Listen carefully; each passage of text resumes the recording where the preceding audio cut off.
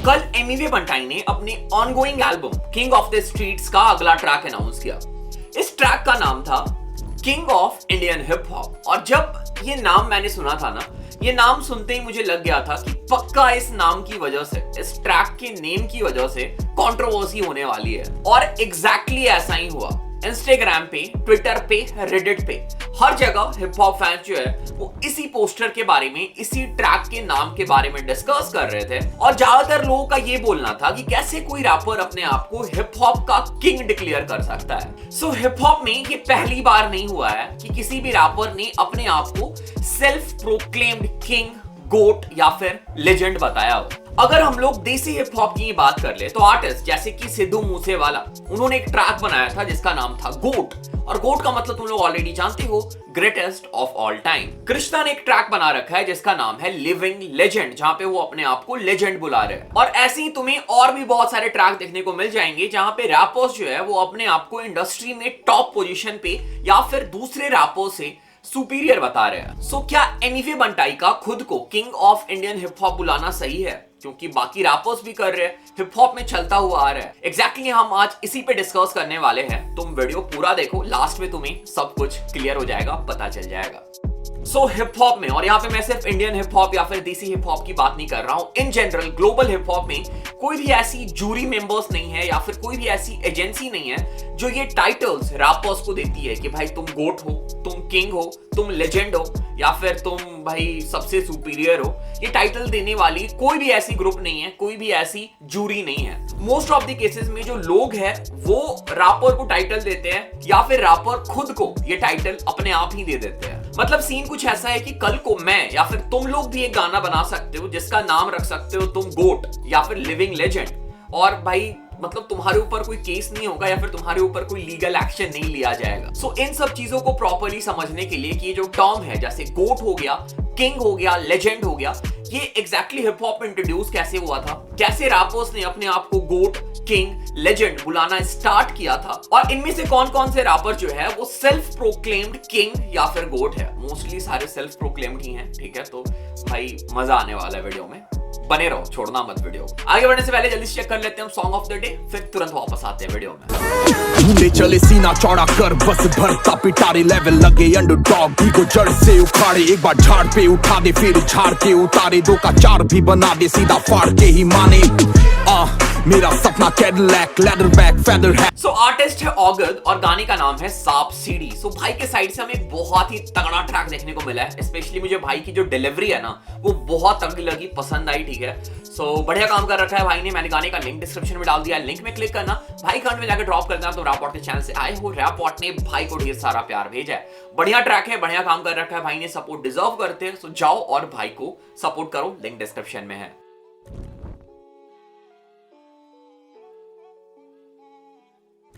So start करते हैं हम सबसे पॉपुलर टर्म से, जिसका नाम तुम लोगों ने सुना ही होगा, जो है GOAT, GOAT, greatest of all time. DHH में तुम्हें मल्टीपल ट्रैक्स देखने को मिल जाएंगे जो इस नाम से है। और DHH में कुछ ऐसे आर्टिस्ट भी है जिनको गोट बुलाया जाता है। कोई सेल्फ प्रोक्लेम्ड है, कोई किसी को उनके फैंस बुलाते हैं। तो ये जो टर्म है गोट, माना जाता है कि हिप हॉप के ओरिजिन से ही, उसी के आसपास से ये टर्म हिप हॉप से एसोसिएट हो चुका है। और LL कूल जे पहले रैपर्स में थे जिन्होंने इस टर्म को ट्रैक में यूज किया था। LL कूल जे के अलावा रैपर जैसे कि कॉमन 1997 में उन्होंने एक ट्रैक रिलीज किया था जिसका नाम था रियल N-वर्ड कोट्स। और इस ट्रैक में हमें गोट वर्ड सुनने को मिलता है। और ये जो GOAT, greatest of all time phrase है, ये सिर्फ हिप हॉप तक लिमिटेड नहीं था।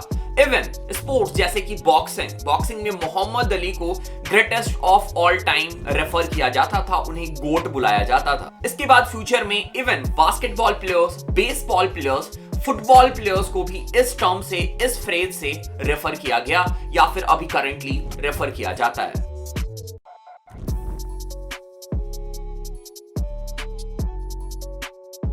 तो हम लोगों ने बात कर ली गोट वर्ड की। गोट वर्ड से चलते हैं हम एक और पॉपुलर फ्रेज पे जो कि काइंड ऑफ सिमिलर ही है गोट से, और ये फ्रेज है किंग। तो अगर हम नजर डालें हिप हॉप हिस्ट्री में, तो पास्ट में रैपर्स ने, ज्यादा रैपर्स ने अपने आप को किंग ऑफ हिप हॉप तो नहीं बोला है, बट तुम लोगों ने एक वर्ड जरूर सुना होगा जो कि है king of New York.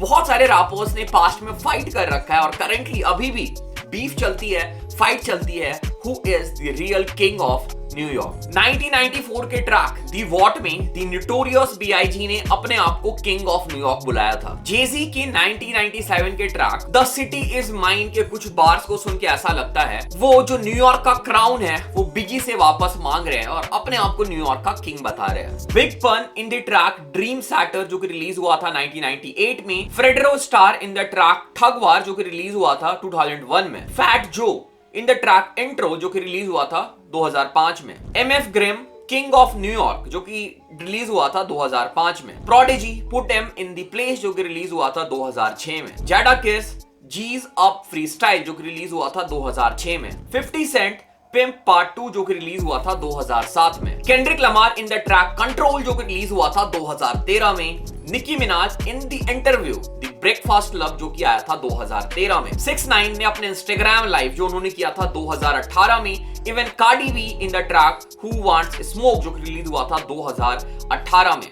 Rich the kid अपने इंस्टाग्राम लाइव में 2019 में। ये कुछ ऐसे रैपर्स का नाम है जिन्होंने अपने आप को डायरेक्टली या फिर इनडायरेक्टली न्यूयॉर्क का किंग डिक्लेयर किया है या फिर बताया है। मोस्टली सेल्फ प्रोक्लेम्ड है अगर हम एक दो रैपर को छोड़ दे जैसे नोटोरियस B.I.G या फिर Jay-Z। तो यहां से तुम लोग को आई थिंक कुछ आइडिया मिल गया होगा कि हिप हॉप एक ऐसा म्यूजिक जॉनरा है जो बहुत ही ज्यादा कॉम्पिटिटिव है। लाइक रैपर्स के बीच में कंपटीशन होता ही रहता है। जब एक टाइम पे दो रैपर पीक में होते हैं, ठीक है, तो उन दोनों के बीच ये कंपटीशन चलता है कि कौन ज्यादा आगे निकल पाएगा, कौन जो है वो बेटर रैपर है, कौन बेटर सेल्स कर पा रहा है या फिर कौन ज्यादा बेटर स्ट्रीम्स लेके आ पा रहा है अगर हम बात करें करंट सिचुएशन की तो। सो इसकी वजह से king of New York, king of West Coast, East Coast ऐसे टर्म हमें बहुत पहले से देखने को मिलते हुए आ रहे हैं।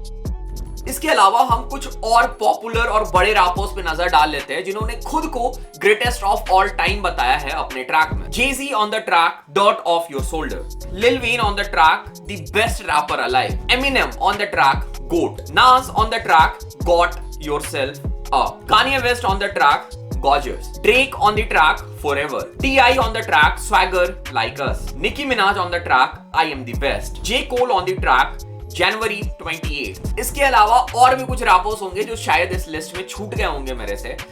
इन सब ने अपने आप को ग्रेटेस्ट ऑफ ऑल टाइम, गोट या फिर बाकी रैपर्स से सुपीरियर अपने ट्रैक में बता रखा है खुलेआम। मतलब ये लोग ट्रैक में बोल रहे हैं, खुद क्लेम कर रहे हैं, और कुछ का ट्रैक का ही टाइटल ऐसा है जिसके तुम टाइटल से ही बोल सकते हो कि ये जो रैपर है ये खुद को ग्रेटेस्ट प्रोक्लेम कर रहा है।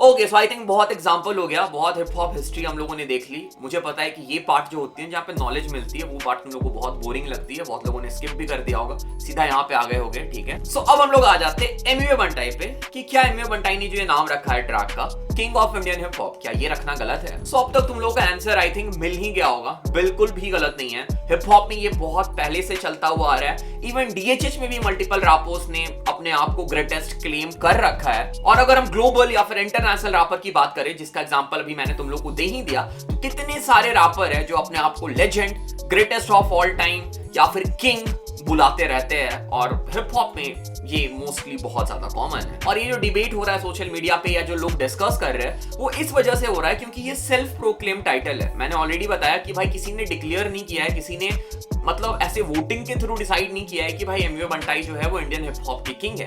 एमवे ने ये खुद डिसाइड किया है। तो इससे बहुत सारे लोग एग्री करेंगे, बहुत सारे लोग इससे डिसएग्री करेंगे। एग्जैक्टली वही हो रहा है, लोग एग्री कर रहे हैं, लोग डिसएग्री कर रहे हैं। भाई ये चीजें चलती रहती है, बहुत पहले से चलती हुई आ रही है, अभी भी चलती रहेगी। बाकी हम सब के ऊपर है, अगर हमें मानना है Emiway Bantai hip hop Indian hip hop के किंग है, हम मान सकते हैं। हमें नहीं मानना है, हम नहीं मान सकते। तुम क्या मानते हो? कमेंट करके बता सकते हो तुम्हें क्या लगता है, is Amway Bantai king of Indian hip hop और नॉट? और अगर एमवे बंटाई नहीं है तो फिर तुम्हारे हिसाब से कौन किंग है? मुझे पता है सबका आंसर अलग होगा, मतलब ठीक है, फेयर। बाकी हाँ, एमवे बंटाई का कल ट्रैक आने वाला है king of Indian hip hop, तो मैं उसके लिए एक्साइटेड हूं। तो उसका रिव्यू भी कल तुम लोग को चैनल पे मिल जाएगा।